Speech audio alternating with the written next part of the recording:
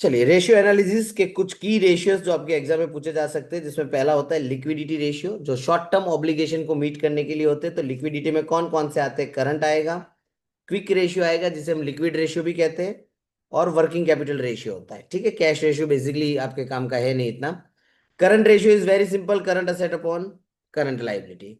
Liquid ratio में आपको ध्यान क्या रखना है कि करंट असेट में से इन्वेंटरी एंड प्रीपेड एक्सपेंस, ये दो चीजें आप हटा दो तो आपको मिल जाती है लिक्विड असेट डिवाइड बाय आपको करंट लाइबिलिटी करना है। वर्किंग कैपिटल का मतलब current asset minus current liability. अच्छा, आइडियल रेशियो का मतलब इंडस्ट्री नॉर्म्स क्या कहता है कि एटलीस्ट 2:1 होना चाहिए करंट रेशियो। लिक्विड रेशियो आपका 1:1 होना चाहिए, और वर्किंग कैपिटल हमेशा आपके पास पॉजिटिव होनी चाहिए, तो वो आपकी कंपनी के लिए सही मानी जाती है। प्रॉफिटेबिलिटी रेशियो में कौन कौन से रेशियो आते हैं? तो GP ratio, OP ratio and NP ratio. Gross profit ratio, जितने भी प्रॉफिट वाले रेशियो होते हैं वो बेस्ड होते हैं सेल्स के ऊपर। तो जहां पे भी आपको प्रॉफिट वर्ड दिखाई दे तो आपको डिवाइड में सेल्स लेके आ जाना है। जैसे ग्रॉस प्रॉफिट पूछा हो तो आपको याद रखना है gross profit divide by sales. Operating profit पूछा हो तो operating profit divide by sales. Net profit पूछा हो तो net profit divide by sales. यहां पे नेट प्रॉफिट का मतलब होता है प्रॉफिट आफ्टर टैक्स। तो ध्यान रखना है, कई बार आपको क्वेश्चन में प्रॉफिट बिफोर टैक्स दिया हुआ होगा, उसमें से आप टैक्स माइनस कर दोगे तो आपको पीएटी मिल जाएगा। फिर इन्वेस्टमेंट के ऊपर कौन कौन से रेशियो होते हैं? तो एक होता है return on capital employed, return on asset, return on equity and return on investment. ठीक है, ये शायद नहीं होगा, ये है आपके रिटर्न ऑन इन्वेस्टमेंट है। आरओआई, आरओआई का फॉर्मूला होता है net return upon investment. Net return का मतलब हो जाएगा यहाँ पे अपना profit after tax upon investment into 100। Investment का दूसरा मतलब ये भी होता है कैपिटल एम्प्लॉयड बोल सकते हो आप, या फिर इसको हम टोटल असेट भी कहते हैं कई बार, कि आपने कितना पैसा अपने धंधे में डाला है। फिर टर्नओवर के हिसाब से कुछ इंपॉर्टेंट रेशियो, जिसमें पहला होता है इन्वेंट्री टर्नओवर रेशियो। ये आपको बताता है कि आपकी स्टॉक की एफिशिएंसी कितनी है। Formula cost of good sold upon average inventory, और इसका आंसर आपका, सारे का आंसर आएगा आपके टाइम्स में, कि कितने टाइम आपका टर्नओवर रेशियो है। डेटर्स टर्नओवर रेशियो बताता है कि एक साल में आपका क्रेडिटर कितनी बार आपको पैसे देता है। तो credit sales upon average debtor, यहाँ पे एवरेज डेटर का मतलब होता है ट्रेड रिसीवेबल। ट्रेड रिसीवेबल में आ जाते हैं डेटर्स और बिल्स रिसीवेबल दोनों। और एवरेज करने का मतलब opening plus closing divide by 2। अगर क्वेश्चन में ओपनिंग क्लोजिंग ना दिया और सिर्फ क्लोजिंग दिया हुआ हो, आप एवरेज नहीं कर पा रहे हो, तो आपको सिर्फ क्लोजिंग ही लेना है, फिर उसको एवरेज करने की जरूरत नहीं है।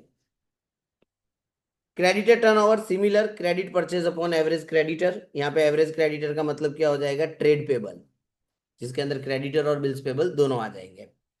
टोटल असेट टर्नओवर का मतलब सेल्स अपॉन टोटल असेट। और वर्किंग कैपिटल टर्नओवर का फॉर्मूला होता था सेल्स अपॉन वर्किंग कैपिटल, या फिर इसकी जगह पे ये भी हो सकता है सीओजीएस अपॉन वर्किंग कैपिटल। दोनों ऑप्शन आपके पास अवेलेबल रहते हैं इसके अंदर। फिर कन्वर्जन पीरियड। कन्वर्जन पीरियड का मतलब क्या होता है कि ये जो आपके आंसर्स आते हैं, कई बार ऐसा हो सकता है एग्जाम में कि ये जो आपके आंसर है ये किस में दिए हुए? टाइम्स में। लेकिन मैं आपको बोलूँ कि इसको डेज में कैलकुलेट करो, मंथ्स में कैलकुलेट करो, तो जो आपका आंसर आया है, ठीक है, तो 365 डिवाइड बाय आपका जो आंसर आया लाइक डेटर्स टर्नओवर रेशियो, तो आपको आंसर किस में मिल जाएगा? डेज में मिल जाएगा। आपको मंथ्स में करना है तो 12 डिवाइड बाय डीटीआर। आपको वीक में कैलकुलेट करना है तो 52 डिवाइड बाय डीटीआर। इसको कहते हैं कन्वर्जन पीरियड, का मतलब टाइम पीरियड में कैलकुलेट करना कि कितने दिनों में डेटर आपको पैसा देगा, कितने दिनों में आप क्रेडिटरों को पैसा दोगे, और कितना आपका इन्वेंट्री का होल्डिंग पीरियड है। ठीक है, तो ये खास ध्यान रखना, ये पूछा जाता है एग्जाम के अंदर। फिर आता है आपके सॉल्वेंसी रेशियो। सॉल्वेंसी मतलब जो आपकी लॉन्ग टर्म फाइनेंशियल पोजीशन से रिलेट करेंगे। Debt equity, debt ratio, equity ratio, interest coverage ratio and proprietary ratio. जिसमें मेन आता है debt equity, long term debt upon equity. Long term debt का मतलब यहाँ पे हो जाता है long term loan and long term provisions. और इक्विटी का जब भी हम बात करते हैं तो इक्विटी का मतलब होता है equity plus reserves plus surplus, जिसे बेसिकली हम कहते हैं शेयर होल्डर फंड। फिर खाली डेट रेशियो पूछा हो तो total date upon total asset. Equity ratio ये नहीं है आपके अंदर। इंटरेस्ट कवरेज रेशियो, कि आपकी ताकत कितनी है इंटरेस्ट पे करने की, ईबीआईटी अपॉन इंटरेस्ट। और प्रोप्राइटरी रेशियो का फॉर्मूला होता है share holder fund upon total asset. Share holder fund में कौन कौन आएंगे?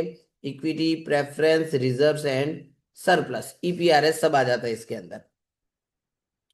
चलो, मार्केट वैल्यू रिलेटेड दो रेशियो आपके एग्जाम में पूछे जाते हैं, एक अर्निंग पर शेयर और एक प्राइस अर्निंग रेशियो।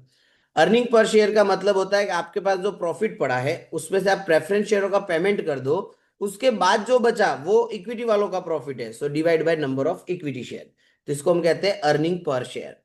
दूसरा होता है प्राइस अर्निंग रेशियो, तो उसका फॉर्मूला है मार्केट प्राइस अपॉन ईपीएस। कि जैसे फॉर एग्जांपल किसी कंपनी का ईपीएस आया 5 रुपया, मतलब कंपनी के एक शेयर पे अर्निंग हो रही है 5 रुपए की, और मार्केट में भाव चल रहा है 100 रुपीज, तो 100 डिवाइड बाय 5, आपकी प्राइस अर्निंग कैपेसिटी कितनी है? 20। मतलब मार्केट में 100 रुपया चल रहा है और 5 रुपया आपका पर शेयर पे अर्निंग है, तो price earning ratio is known as 20 times. ठीक है, ये दो चीजें आपको खास ध्यान रखनी है। That's it.